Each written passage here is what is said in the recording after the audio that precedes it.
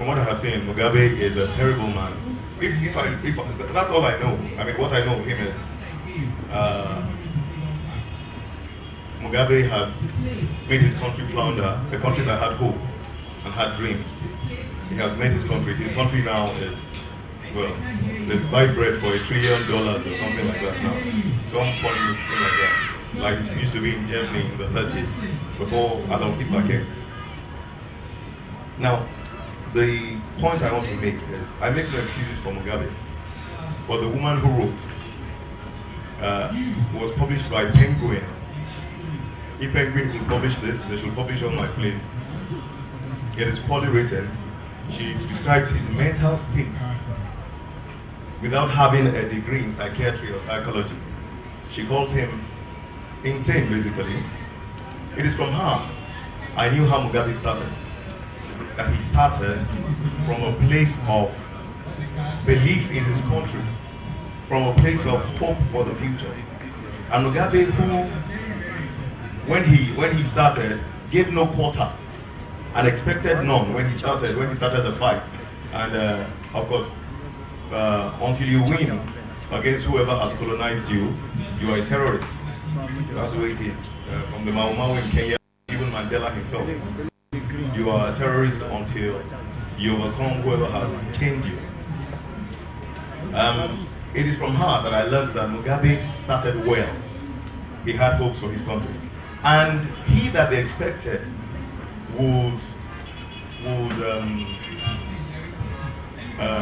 give no room to outsiders or to colonialists after he became president, allowed them. It was, to use Yakubu Gowon's words, a no victor, no vanquished thing when he started. And now, I don't know how this sits with you.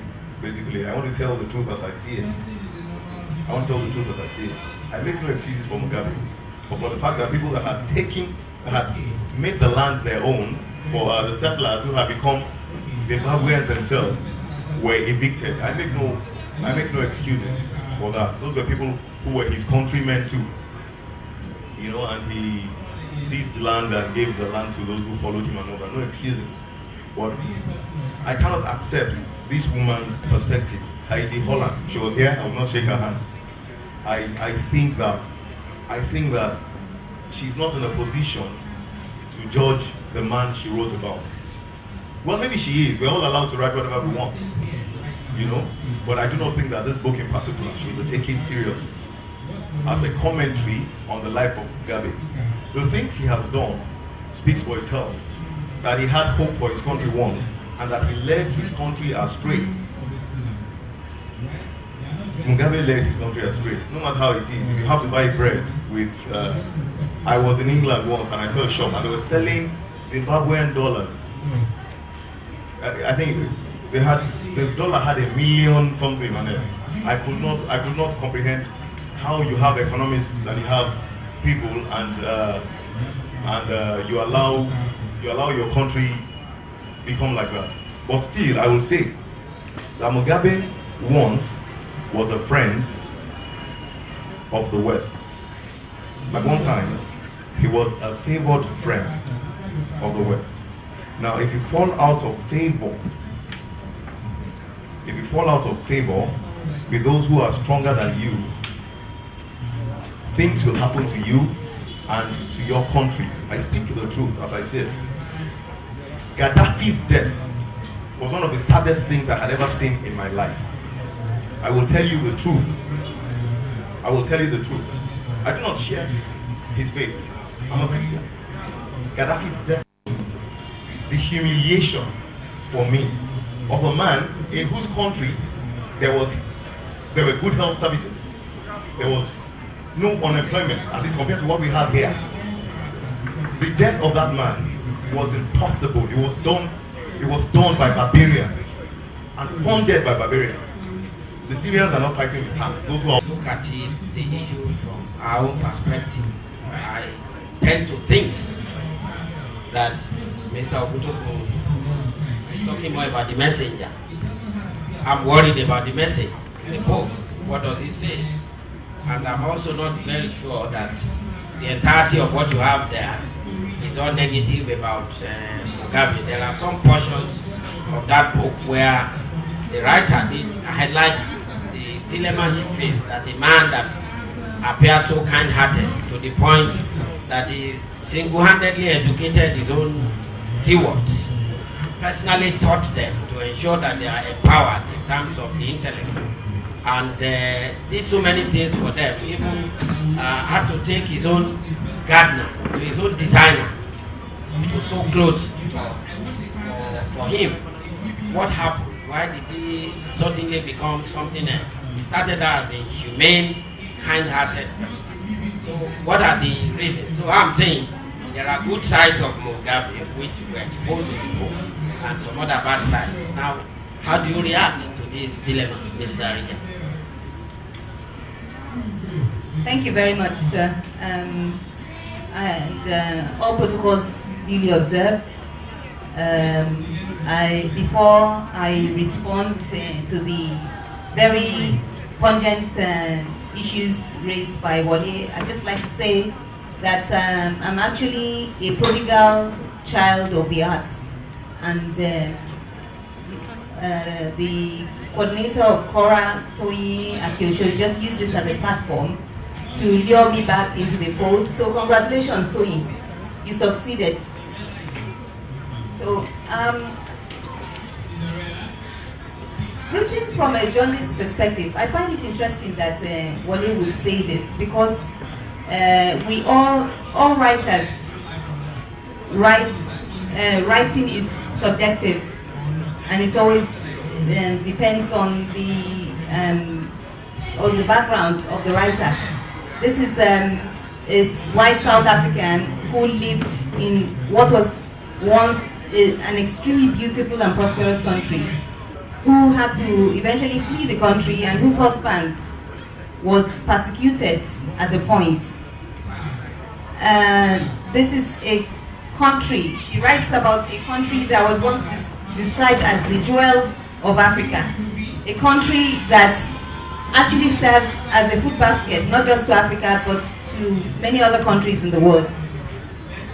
And she assembles in the bid to, because this is actually an interrogation, it's not just a piece of writing, it's an interrogation of Mogabe.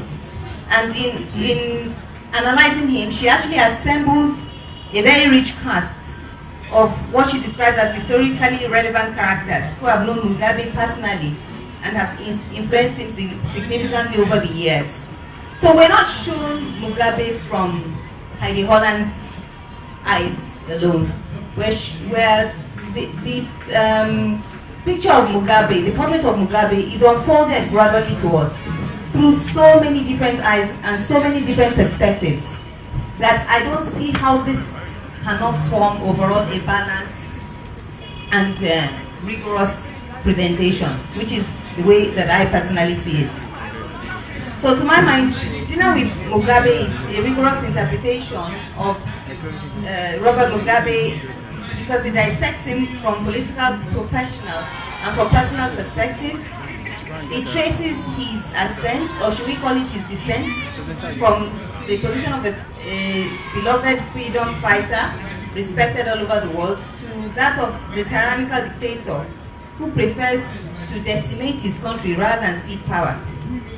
It also traces Zimbabwean history from its pride of place as the jewel of Africa to a pariah state that is now embroiled in political, economic, and human rights crisis of a dimension that is very rarely seen in peacetime. And as Wole has said, you hardly want to imagine what the price of bread is now on the streets of Harare. And every time you want to buy the slightest item, you're talking about millions of currency notes. You go to shops, and the shops shelves are empty. The farms that used to be some of the most lush pieces of arable land in Africa have been decimated. So this is the country that Holland writes about, and I think she writes about it from a very emotional perspective, but I think she has also balanced it by presenting it from the eyes of so many big players. She has done interviews with Mugabe's brother Donato, with his guerrilla colleagues during the civil war that was fought with the Rhodesian racist regime of Ian Smith. She's spoken to Secret Service agents, even to Ian Smith himself. She also spoke to Mary Soames, the wife of Lord Soames. She spoke to Mugabe himself after extremely difficult attempts to reach the man at the center of the book.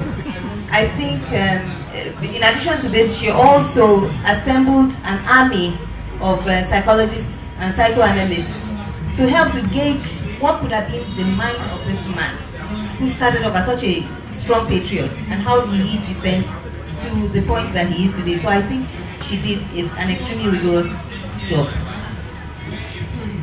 Thank you so much, Mrs. Arije. So far, so good for Dinner with Mogabe by Heidi Holland. Now we will move to the second of those three works that we're examining. This has to do with Nigerian politics and the entire Nigerian political economy.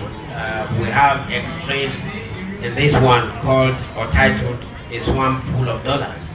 Life in the Niger Delta, the impact of oil exploration, oil prospecting, the ecological damage that it does, the resentment it evokes, nightlife in Lagos, the chaotic transportation situation in Lagos, and Nigeria is seen in its full, I don't want to say ugliness, maybe we call it beauty, what and all. Now I would invite Mr. Layiwola Adeniji to look at this work and how the writer, Michael Peel, as you know, is a reporter with the Financial Times, and I think he still remains a reporter with the Financial Times. He interviewed a number of people. He summarized day-to-day living in Lagos. He explains and exposes how everything hangs together in Nigeria and how corruption is also fueled by oil wealth. Now, Mr. Adeniji, are you fascinated or troubled or worried or disturbed or disoriented by the expose contained in this one full of dollars? If you are depressed, how depressed are you? If you are not, do you think that these stories are really true? And if they are true or not, which chapter did you enjoy reading most? If I can ask you that question. Mr. Adeniji, 5 minutes.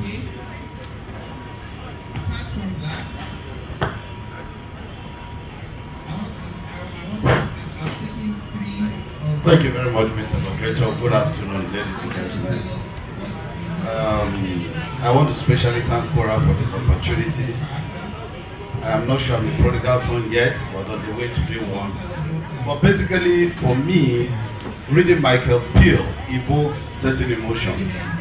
We have argued on this platform, this Cora platform, often and often again, that a society that refuses to argue with itself is a dead society.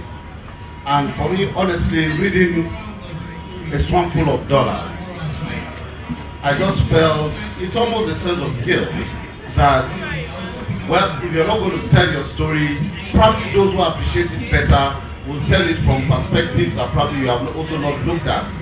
And some 2-3 years ago, I did have an argument with a very senior colleague who was about retiring, and I said, look, as a journalist, you took a position against the oil and gas industry. Later, you found yourself working within the same industry. Now you're retiring. Isn't it time for you to give us a balanced perspective in terms of what exactly is the impact of oil in Nigeria? Is it really a cause or a blessing? Is it so much about the results or about the people? Now, what Peel has done in A Swamp Full of Dollars, he has also gone beyond what I thought he was going to do. Of course, we all know the stories, the well-known Nigerian story of deferred expectations. What ought to be a blessing ultimately became what some people have termed a cause. But beyond that, is his ability to traverse different parts of the continent, and especially to talk to people you consider, people that ordinarily do not matter, but who unfortunately are victims of the misgovernance we have in this country. You see Michael Pele started talking, interacting with the Nigerian police, threatening not to give bribe, and sometimes he's blackmailed into doing that. You see him talking with militants, and also interrogating the wall of the militants. Yes, they are supposed to be revolutionaries, but there are no contradictions in what they do, even in the way they live their lives, or how they even relate to their own people. So basically for me, it is not so much, I cannot be distressed by what Michael Peel has done in a swamp of dollars, but rather to say a big thank you to him. And for those who have read the book, it's more about globalization. It is not just about Nigeria, it's about the relationship between Nigeria, its natural resource, and the outside world. How has Britain or England benefited from this? How is the United States contributing to the problem that the world enjoys celebrating about Nigeria? Those are some of the questions Michael Peel tries to ask in this question. And for me, especially getting towards the end, I discovered that probably he was being patronizing, or probably he was being factual. It's the fact that if the world has got to change, then something people must be concerned about what happens to Nigeria. Nigeria, without missing words, remains the heartbeat of Africa. So, and I tried to borrow from the style of Tony Akisha. I said, look, I will not make this point without actually reading from the author. Asking the question, the chapter I enjoyed most. It's very difficult reading this book because from the very beginning to the end, it's actually quite engaging. Because you begin to see that how much of Nigeria do I know? How much of my government do I know? I read the interview with the chief executive of another company. I said, well, same old story. But then, the average man on the street, what I find distressing about what he said is trying to aggregate every problem relating it to oil. I am sure Nigeria will be Nigeria with or without oil. But most importantly for me, it's a hope that he knows that, look, given the chance, Nigeria can actually salvage itself. And I'm reading from the epilogue where it says, as the West declines in relative importance as a center of political and economic power, so the opportunity is there for the peoples of other places to offer new ways of thinking and a hunger for reform. Nowhere else among the countries I've seen is this appetite for change and the creativity to deliver it greater than in Nigeria. And what metaphor did he use? The Okada rider. Michael Peel is on his way to the airport. There's traffic everywhere. He has to navigate his way through it. And somehow the Okada rider was able to meander his way through. And by the time he ended, he said, we have conquered, something like that. So it simply tells you the spirit of the average Nigerian. In the midst of this chaos, he sees hope. Thank you very much. Thank you, Mr. Deniji. Let's get to the interactive session with the audience. It's going to be lively. We have 3 works that we're examining here. We've just gone through 2 of them. The last, but not the least, is Howard French's A Continent for the Taking. Now, I know that Mr. Adenji probably did not remember to call our attention to the humorous part, the humorous epilogue of the story, where Peel was talking about how Nigerians had changed the name of NEPA to never expect power anytime. And when NEPA became PHCN, Power Holding Company of Nigeria PLC, the same problem has changed name. PHCN, PLC, please light candle. Problem has changed name. That the situation seems to be getting worse, just a name change. But I think there is some improvement now. We can all attest to that, because when government does something good, we must mention it. We are not where we are, but I think there is a slight improvement, at least in my place. I don't know of other places. Okay. Now, having said that, thank you, Mr. Adeniji, for that very also thoughtful contribution. Let's move away from Nigeria. You see, what ties these 3 works together is the fact that they are not just concentrating on Nigeria. They are linking African history, African politics, African economy together. And it seems that the problems look similar. At a point we were pejoratively referred to as the dark continent. And after independence, we had what scholars described as the revolution of high expectations. But the critical question is, to what extent have we met these expectations of our people in our different African countries? And so this takes us to the discussion we have in the diaries of Howard French? Howard French kept some diaries about Nigeria. Is these diaries that she has now compiled into a book form, and which she titled A Continent for the Taking. Now, I will call on Ms. Sashore to tell us what perspectives she wants to look at the book. What is she fascinated with in the book? What makes her angry in the book?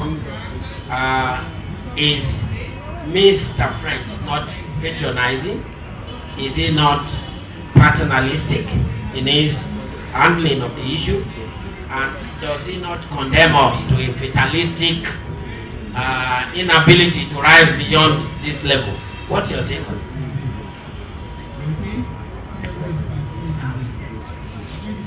Thank you. Good afternoon. Thank you so much for having me. Yet another book written by another visitor.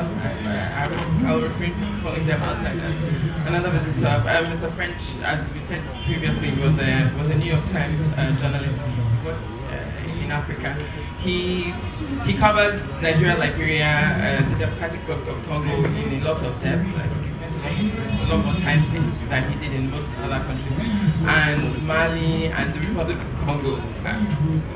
Well, overall, reading the book, I think it's definitely a useful read. It's important. I like to read books like this that follow our story, follow the challenges that we have gone through on the continent in different countries, and I do like to track or plot where it all went wrong. So it's certainly a useful read in terms of the information that it contains. It contains, I think, precious nuggets of information here and there, especially in relation to countries that I feel are not often covered in texts like this, like Mali and the Republic of Congo Brazzaville. So I think in terms of that, it's certainly useful. But I did feel exhausted when I was reading it. I think if you're interested in the continent, if you're interested in our country, the challenges that we face, I felt fatigued, not exhausted, but fatigued, because it's written much in the mode of I think Martin Meredith's The Fate of Africa, or The State of Africa, depending on which edition you get. Yes, and it's also called The Fate of some editions. And Richard Dowden's Altered States, Ordinary Miracles, which is more recent. I think that's a 2009 book. This was written in 2004, around the same time as The Fate of Africa. So it's exhausting, because it's the same people who come and tell us our stories. And I think, as you were saying earlier, perhaps we should step into the vacuum and argue with ourselves, because then perhaps we lose permission to even have conversations like this. I'm not sure. So it's exhausting in that regard, but useful information. I think it's also helpful as a primer as well for people who do, for younger people as well, people who are in university who want to begin to get involved in this area and begin to understand the issues. So it's easy to read. I won't say simple, but it's easy to follow. And for me, that's important, because the web is so twisted. When we look at all the governance challenges that we face on the continent, the interests of Western powers. Now, I think his thesis, Mr. French, is to share with whomever reads the book the challenges, and also to apportion blame, and he minces no words. He's quite clear about that. It could be because he's an African American, so I think he feels that it is his duty to write a more, it's been described as an empathetic book, a more sympathetic book, a more sympathetic story about Africa. So I think there's also a bit of duty there, and I'm not entirely sure how I feel about that. Sometimes I think it's patronizing to think that we have no agency and have played no part in everything that has happened to us. But on the other hand, I also think it's important for us to tell that story as well, to to be balanced. But then that is not to say that those who are not black have not done so. That's not that those who are not black have not done so. It's certainly written for US audience, it's certainly written for people who are not familiar with the facts. Because again, when you read it, it's a bit repetitive, you find that, well, everyone knows this and things like that. But overall, I think it was enjoyable. I think I'll stop there. I don't know if anybody else has comments on the book, and then we can everybody for discussion. Thank you so much, Mr. for the very lucid and thought-provoking contribution to the discussion. I want to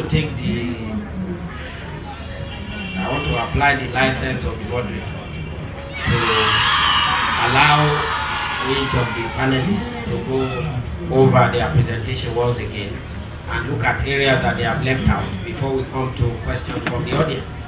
Now, the question I want us to answer, I know that at the point when I was reading Samuel Johnson's The History of the Yorubas, if you have never read it, when Samuel Johnson started to treat the question of how the Yoruba civil wars at that time, internecine wars began from about 1820 until around 1887 when you had the Kitiparako War, or 1877.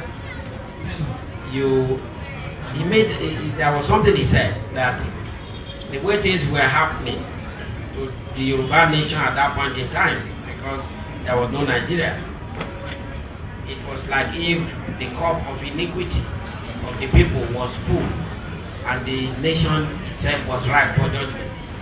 Is it the same story that applied to Africa in this sense? It's all very, very distressing and depressing for what you have said. The narrative of Machiavelli, the narrative of our French, the narrative of Holland, all of them seem to be exposing the tragedy of governance in Africa. Now, the critical question I want us to address, is there any ray of hope in any of these wars? And if there are, what can we do to seize on those critical areas of hope, of salvation, if there is? Mr. Adino. Right. You also said you would maybe like shortly go over what was said before. Yes, but I would like to say, well, like Mr. Chasser said here, I found nuggets of information about Mogabe that I had not ever seen or heard before. It was very informative. In her opinion, the influence of his mother,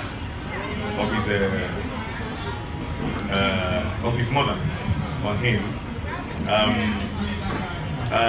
Yes, she after her talks with the people who really knew Mogabe, she had psychoanalysts, she had psychiatrists talk on this. I must say something that's very instructive. It doesn't matter how many degrees you have in psychology from Nigeria. Britain will not allow you to practice clinical psychology on Britons. You can do developmental psychology, you can do industrial psychology. You cannot run through the mind of a Briton because your background is not the same. Therefore, even though I do not make apologies for a man who destroyed his country, you can see the facts. I am saying that most of the conclusions by the female who wrote this were written already from a position of bias. Now, State of Africa, which I read and which I am not allowed to discuss here, I thought was more, he wrote it and said, you make your judgment. The only place of prejudice there was one about Mandela. Nobody abuses Mandela, and I saw it there. Nobody says anything wrong about him. But everybody else, from Lumumba, he said it and it was a white man who wrote. And that book just made me very sad, because it was the truth. And you asked her about the ray of hope and all that. From the way it looks, it is bleak. From the way it looks, because this thing has stayed, it has been here forever. I don't know what's going to happen. Thank you. Thank you, Mr. Oguntokun. I wish there is a ray of hope. I'd like Mrs. Arije to also let us see our own analysis, introspection. What does this tell us about the trajectory of African development and the future of the continent itself?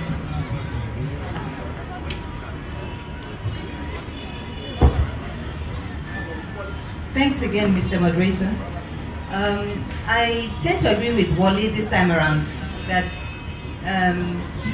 the outlook seems to be bleak. What I get from this book is that the paradigm of nationalism seems to have failed for Africa. We've had extremely charismatic leaders, we've had extremely patriotic leaders, but somehow they seem not to have been able to transform this patriotism into a formula that works when it comes to governance. And I think the biggest problem is they know not when to quit. That has been the biggest problem that we've had. And what it also brings out for me, the nuggets of information that extremely detailed and analytic information that you ordinarily would not get. It takes us through the inbuilt mechanisms for failure that were in the state that was handed over to Mogabe. So it does explain to some extent why he failed. And I think these are some of the same challenges that confront a lot of the leaders that took over at independence, because the system seems to be inbuilt for failure. For instance, I'll give an example. There was the failure of the British government to forge a transition plan that included the land redistribution issue, which was very critical for Zimbabwe at the time. The rapid racism of Ian Smith's administration continued to also eat into the social fabric of the newly emergent Zimbabwe. And there was also the fact that the white Zimbabwean populace were quite disinterested in building the capacities of the local labor force, and there was really no transition in terms of capacity building of blacks to take over roles in the civil service. So there were so many problems. There was also the failure of the two groups, both black and white, to collaborate effectively with each other. So these are challenges that keep emerging, especially over the period of transition from colonialism to independence. There was also the fact of Mugabe's lack of experience in governance. His experience up till 1980 being limited largely to teaching and the acquisition of knowledge before he was jailed. So I think this book is really critical, and I'm not surprised that it's been disputed in the British Parliament as a book that is critical for members of Parliament to read in understanding that book. Thank you so much, Mrs. Arije, for the very robust discussion that we have just concluded. I would want Ms. Sashoran to look at the title of that work again, A Continent for the Taking, the Tragedy and Hope for Africa. I'm still concerned about hope. I feel that we would not have needed to be here if all we were here to do is to lament and conclude that there's nothing we can do about it. Certainly there must be certain things that can be done beyond even the vision of the writers. Is there not any ray of hope on the continent for us to get out of the woods? After all, this is a continent that also produces heroes. The Patrice Lumumbas are there, the Nnamdi Azikiwes, the Kwame Nkrumahs. Why are we not having such?